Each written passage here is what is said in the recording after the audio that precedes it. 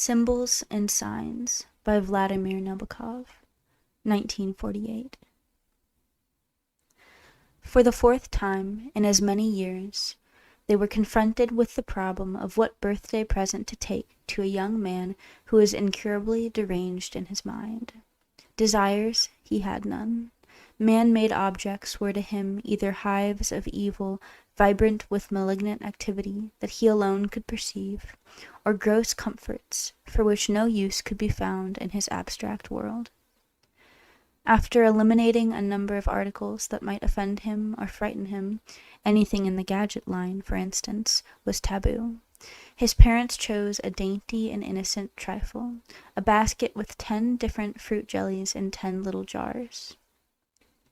At the time of his birth they had already been married for a long time. A score of years had elapsed, and now they were quite old. Her drab gray hair was pinned up carelessly. She wore cheap black dresses. Unlike other women of her age, such as Miss Soule, their next-door neighbor, whose face was all pink and mauve with paint and whose hat was a cluster of brookside flowers, she presented a naked white countenance to the fault-finding light of spring. Her husband, who in the old country had been a fairly successful business-man, was now in New York, wholly dependent on his brother Isaac, a real American of almost 40 years' standing. They seldom saw Isaac, and had nicknamed him the Prince. That Friday, their son's birthday, everything went wrong. The subway train lost its life current between two stations, and for a quarter of an hour they could hear nothing but the dutiful beating of their heartbeats and the rustling of newspapers. The bus they had to take next was late, and kept them waiting a long time on a street corner, and when it did come, it was crammed with garrulous high school children. It began to rain as they walked up the brown path leading to the sanatorium. There they waited again, and instead of their boy shuffling into the room, as he usually did, his poor face sullen, confused, ill-shaven, and blotched with acne, a nurse they knew and did not care for appeared at last, and brightly explained that he had again attempted to take his life. He was all right, she said, but a visit from his parents might disturb him.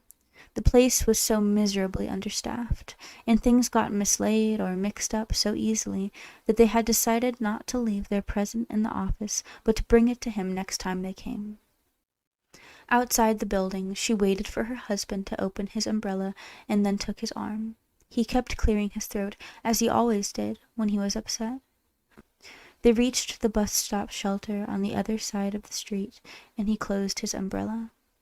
A few feet away, under a swaying and dripping tree, a tiny, unfledged bird was helplessly twitching in a puddle. During the long ride to the subway station, she and her husband did not exchange a word, and every time she glanced at his old hands, clasped and twitching upon the handle of his umbrella, and saw their swollen veins and brown spotted skin, she felt the mounting pressure of tears. As she looked around, trying to hook her mind onto something, it gave her a kind of soft shock, a mixture of compassion and wonder, to notice that one of the passengers, a girl with dark hair and grubby red toenails, was weeping on the shoulder of an older woman. Who did that woman resemble? She resembled Rebecca Borisovna, whose daughter had married one of the Slovachiks in Minsk years ago. The time the boy had tried to do it, his method had been, in the doctor's words, a masterpiece of inventiveness.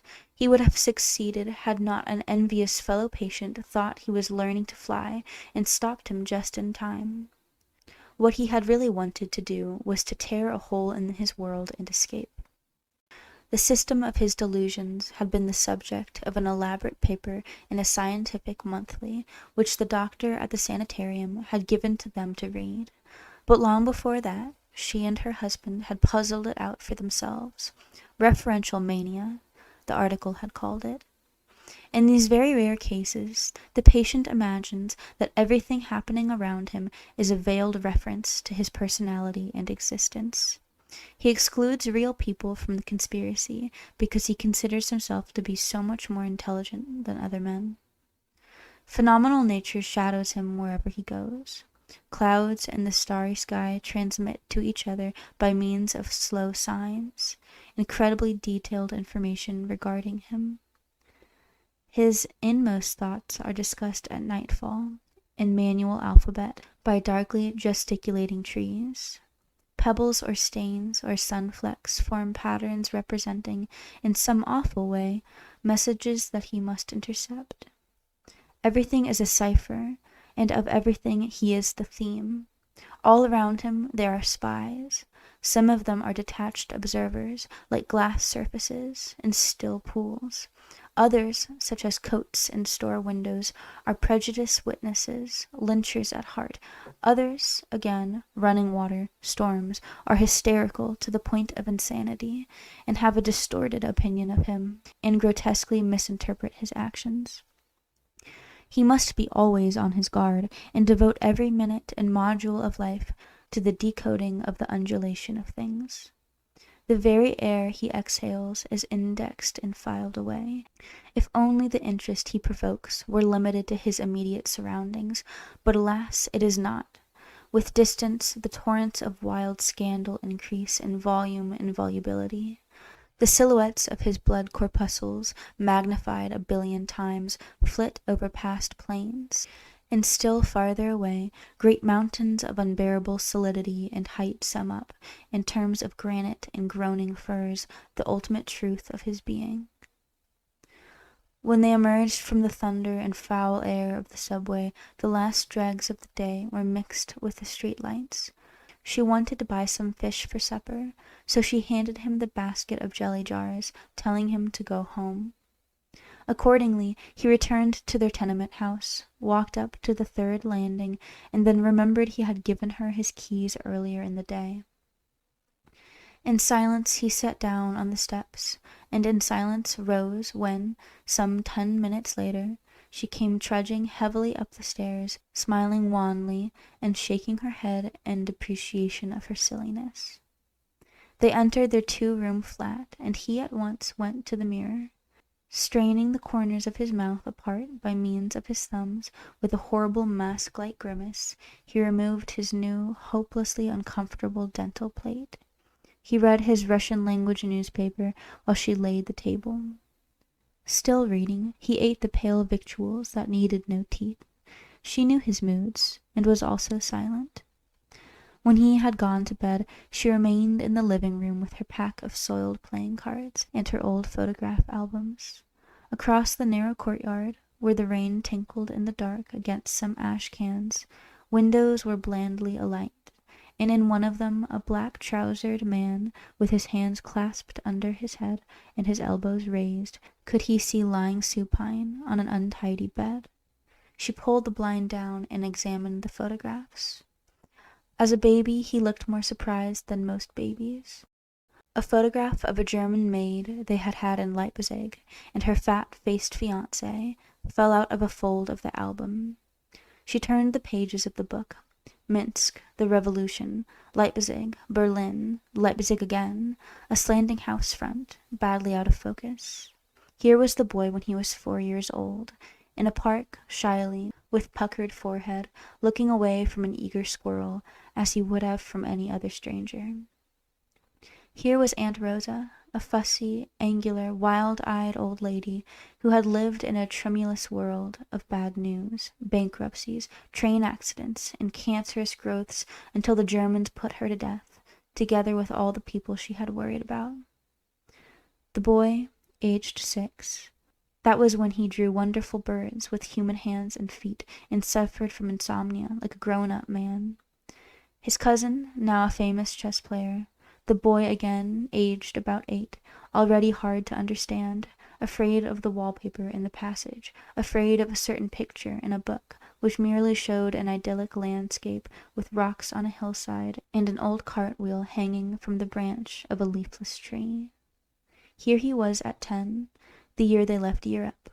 She remembered the shame, the pity, the humiliating difficulties of the journey, and the ugly, vicious, backward children he was with in the special school where he had been placed after they arrived in America.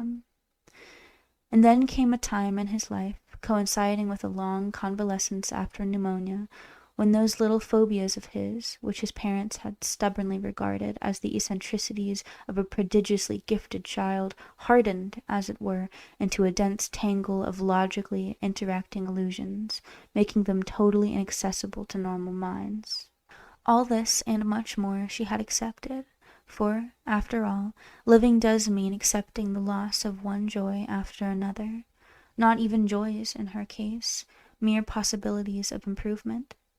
She thought of the recurrent waves of pain that for some reason or other she and her husband had had to endure, of the invisible giants hurting her boy in some unimaginable fashion, of the incalculable amount of tenderness contained in the world, of the fate of this tenderness which is either crushed or wasted, or transformed into madness, of neglected children humming to themselves in unswept corners, of beautiful weeds that cannot hide from the farmer.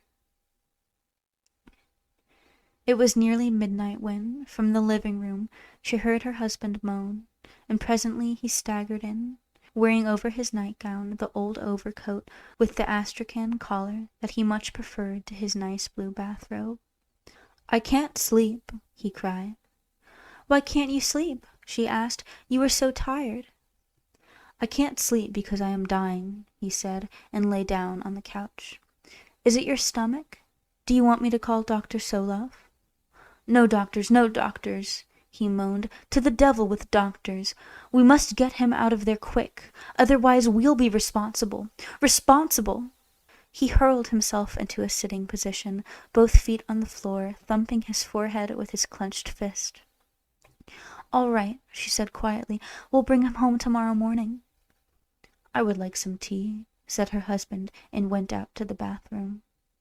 Bending with difficulty, she retrieved some playing cards and a photograph or two that had slipped to the floor, the knave of hearts, the nine of spades, the ace of spades, the maid Elsa and her bestial bow. He returned in high spirits, saying in a loud voice, "I have it all figured out. We will give him the bedroom. Each of us will spend part of the night near him, and the other part on the couch. We will have the doctor see him at least twice a week. It does not matter what the prince says. He won't have much to say anyway, because it will come out cheaper." The telephone rang. It was an unusual hour for it to ring. He stood in the middle of the room, groping with his foot for one slipper that had come off, and childishly, toothlessly gaped at his wife. Since she knew more English than he, she always attended to the calls. "Can I speak to Charlie?" A girl's dull little voice said to her now. "What number do you want? No, you have the wrong number." She put the receiver down gently, and her hand went to her heart. "It frightened me," she said. He smiled a quick smile, and immediately resumed his excited monologue. They would fetch him as soon as it was day. For his own protection, they would keep all the knives in a locked drawer. Even at his worst, he presented no danger to other people. The telephone rang a second time. The same toneless, anxious young voice asked for Charlie. "You have the incorrect number. I will tell you what you are doing. You are turning the letter O instead of the letter 0. She hung up again. They sat down to their unexpected, festive midnight tea. He sipped noisily. His face was flushed. Every now and then he raised his glass with a circular motion, so as to make the sugar dissolve more thoroughly. The vein on the side of his bald head stood out conspicuously. The silver bristles showed on his chin. The birthday present stood on the table.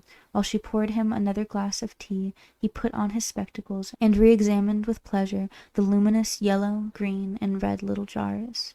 His clumsy, moist lips spelled out their eloquent labels: apricot, grape, beech plum, quincy, quince. He had got to crab apple when the telephone rang again.